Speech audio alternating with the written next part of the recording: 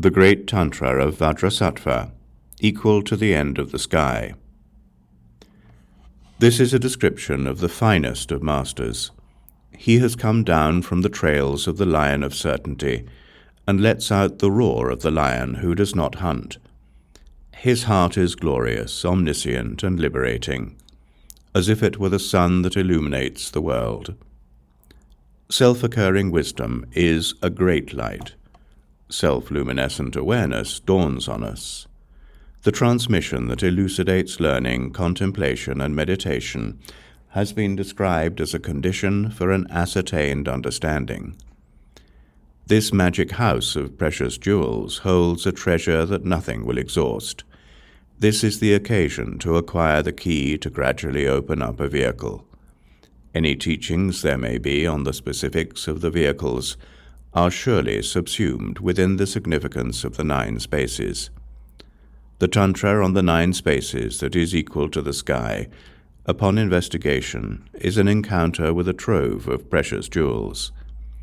We use an understanding of 3 unsought transmissions on the mound of playful awareness, and even though there is no place for thought, practice, or applications, the perfect Buddha used just these 3.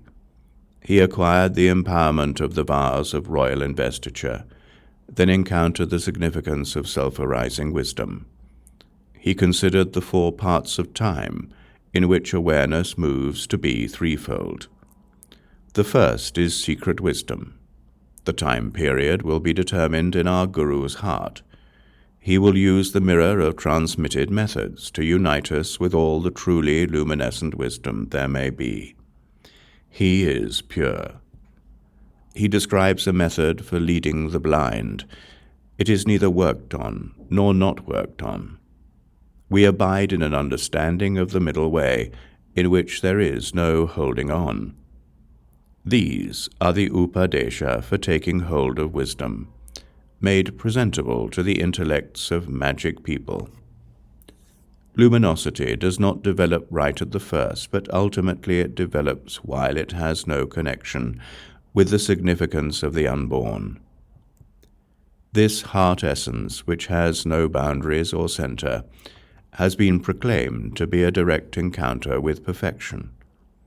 And from this time on, whatever may appear, the unthought transmission of unsought visions of awareness, a wisdom that is free from everything we talk about together, will be like the taste of a woman's delight. The Upadesha on joining our bodies, speech, and minds to the perfect experience of wisdom in a unity have been elucidated, while all of these are self-luminescent wisdom. You will learn the measure of the time for this from the lips of your Guru. There are 13 Upadesha on the applications of methods. They have been presented as training methods, but the definitive presentation of our individual self-awareness is to be learned from the lips of a knowledgeable Guru. Each and every stage of these methods is to be applied just as it is, and those who continue on without seeking anything will come to possess a magical trove of precious jewels that bring us our desires. The self-luminous dominion of the Dharma is beyond speech, and while its essence is luminous, it is not to be visualized. The self-occurring space that has no location and has no limits is perfected in the unity of non-dual awareness. The luminous treasure of the wheel of awareness is not affected by our opinions. It is perfected in our dominion, in the unified perfection of untroubled samadhi. We do not engage in holding on to a duality in a unity. In the uncomplicated equanimity of the uncontrived, we are primordially devoid of thoughts that hold to positions and preferences. In this luminous heart essence that has no limits, we are free from a need to have opinions about meditation and non-meditation. In the perfect transmission of self-luminous self-awareness, we cut through opinions that are based on dualities. In the proclamations on self-luminous awareness, which are not to be spoken, we give up our opinions about speaking and non-speaking. In self-luminous wisdom, which has no position, this is the treasure, the soul treasure, that does not harbor opinions.